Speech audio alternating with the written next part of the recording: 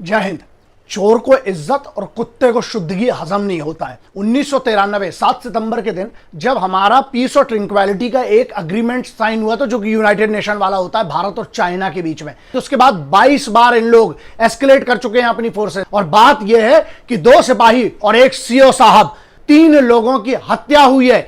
ये कोई भी किसी भी प्रकार की कहीं पर भी पीस और ट्रिंक्वलिटी में तो आता नहीं है। पहली बात तो शुरू कहां से हो और इसका सॉल्यूशन क्या है वो समझना पड़ेगा सबको। 6 मई 2020 को इंडिया और चाइना के टॉप कमांडर लेवल की टॉक्स हुई। उसके बाद मिनिस्ट्री ऑफ एक्सटर्नल अफेयर्स ने अनाउंस किया कि हम लोग डिप्लोमेटिक लेवल से और आर्मी के लेवल से ये कोशिश करेंगे कि इसको सॉल्व कैसे किया जाए। उसके लिए हमारी टॉक्स जारी रहेंगी, आगे चलती रहेंगी। सबके नोटिस में आया था ये 10 मई को, लेकिन उसके पहले 5 और 6 मई को जो पेंगोंग त्सो लेक है उस पर इशू हुआ था। उसके पहले नाकुला करके सिक्किम की जो जगह है वो 9 तारीख को, उसके बाद 10 तारीख को इसको पहली बार छापा गया था। 14 मई 2020 के दिन जनरल MM नरवाने साहब ने यह बात कही। दोनों जो इंसिडेंट है वो दोनों अलग अलग है। उसके बाद जो मिनिस्ट्री ऑफ एक्सटर्नल अफेयर्स है उसके जो स्पोक्स पर्सन उन्होंने इंडिया में यही कहा, और यही बात जो है वो चाइना में रिपीट करी गई थी। फिर 29 मई को अमेरिका के राष्ट्रपति डोनाल्ड ट्रंप ने यह कहा कि हमारी बात हुई है मोदी से और वो बहुत अच्छे मूड में नहीं थे। तो हमारे इधर की सोर्सेस थी, उन्होंने ये नकार दिया कि उनकी 4 अप्रैल के बाद कोई बात नहीं हुई है। फिर उसके बाद 2 जून को प्रधानमंत्री है वो और अमेरिका के राष्ट्रपति की बात हुई फोन पर। जून 2 को नेटवर्क 18 के एक इंटरव्यू में भारत के रक्षा मंत्री राजनाथ सिंह जी ने यह बात कही कि बहुत सारी बड़ी संख्या में चाइनीज यहां पर इकट्ठे हो रहे हैं। लेकिन एक बहुत बड़ा पॉइंट था, उन्होंने यह मेंशन नहीं किया कि वो इंडिया की साइड है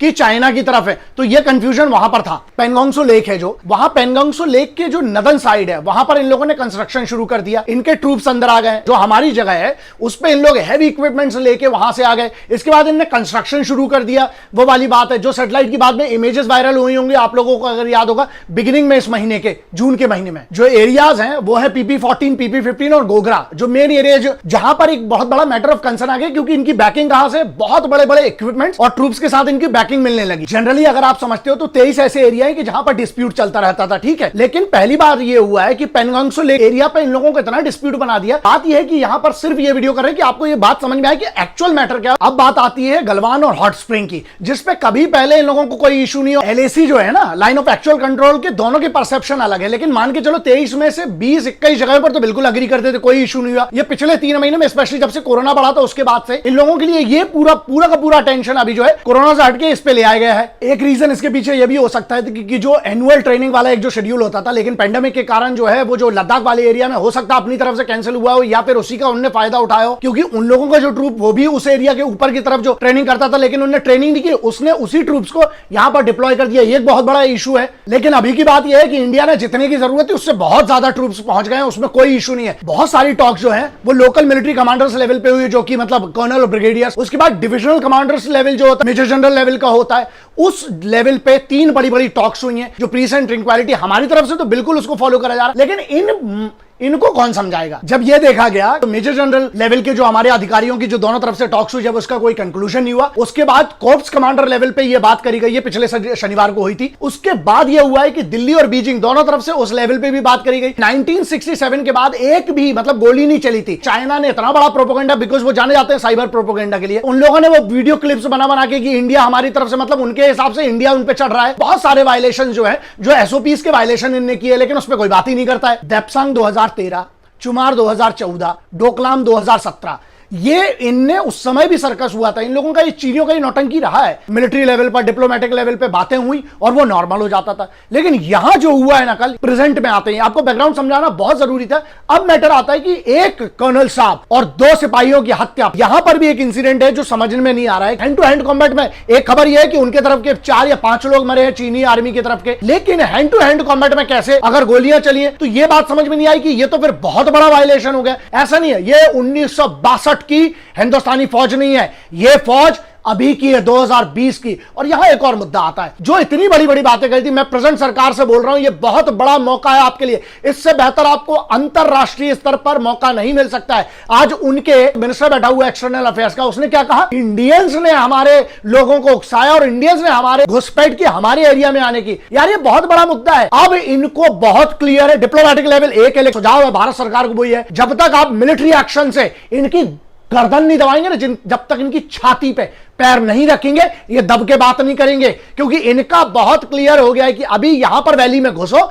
और इसके बाद, क्योंकि इनकी क्यों हवा खराब है, हाइट हमें मिल रही है क्योंकि हमारे पास बेनिफिट्स है, हमारे पास स्ट्रैटेजिकल जो पॉइंट्स है ना वो ये लेना चाहते हैं और पूरा कोविड-19 से सबका ध्यान हटाना चाहते हैं। और दूसरा एक मैटर है, बहुत सिंपल है भाई, जब तक ये मार नहीं रहे थे बात अलग थी, लेकिन अगर आज आपने रिएक्शन नहीं किया तो यहां बहुत बड़ा सवाल उठ जाएगा। और एक और बड़ी बात यह है, चाणक्य ने बहुत पहले कहा था, कृते प्रतिकृतम कुर्यात हिंसने प्रतिहिंसनम तत्र दोषो न पतति दुष्टौ दुष्टम समाचरेत। इसका जिस्ट ये है कि दुष्ट के प्रति, यह जो हिंसा करने आया है उसके प्रति हिंसा करना कोई अपराध नहीं है। इनको घुस के चीनियों को मारना पड़ेगा।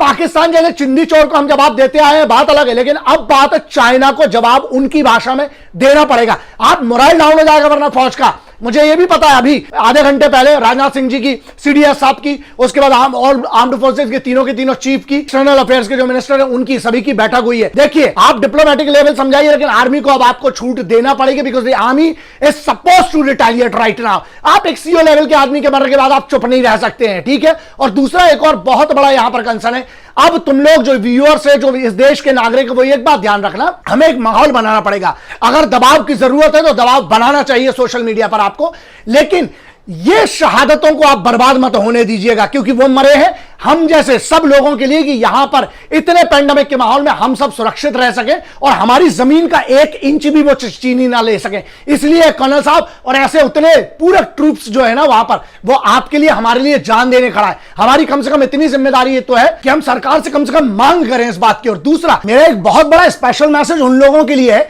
जो हर बार सर्जिकल स्ट्राइक के बाद सवाल उठाने लगते हैं या हर बार ये सबूत मांगने लगते हैं। सुनो, मैं बहुत क्लियरली सुन लो तुम लोग, अबे किसी चीज में तो इकट्ठे हो जाओ। आप लोग भाषाएं बिगड़वाते हो यार। बहुत इज्जत से कोशिश करता हूं कि हर बार आप लोगों को समझाएं यार, हम एक देश के तौर पर, दुश्मन तो कॉमन है ना, वो दुश्मन बीजेपी का या कांग्रेस का या आम आदमी पार्टी है, इनका दुश्मन नहीं है, वो हिंदुस्तान का दुश्मन है, इस भारत माता का दुश्मन है। कम से कम इस पे तो इकट्ठे हो जाइए। और जो लोग सवाल मांगते हैं ना, एक काम करना चाहिए भारत सरकार को, चाहे वो किसी भी पार्टी का हो, जो भी सवाल करे, इन लोगों को ना वहीं पर जाकर 2-4 दिन के लिए जरा नौकरी करवाओगे, तब समझ में आएगा।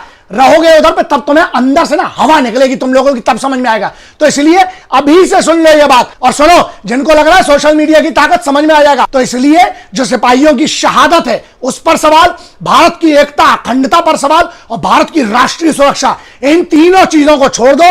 और जो सबूत मांगते हैं यार, तुम लोग को शर्म आना चाहिए। अभी इकट्ठे हो जाओ। वतन जिस हालात में है, अभी सबको मिलकर लड़ना पड़ेगा, वरना कल जब ये घुस के मारेंगे ना, तब ये नहीं पूछेंगे कि तुम किस पार्टी से हो। फिर जब गोली ठोकेगी तब तुम अपना पार्टी का झंडा और डंडा दिखाते रहना फिर।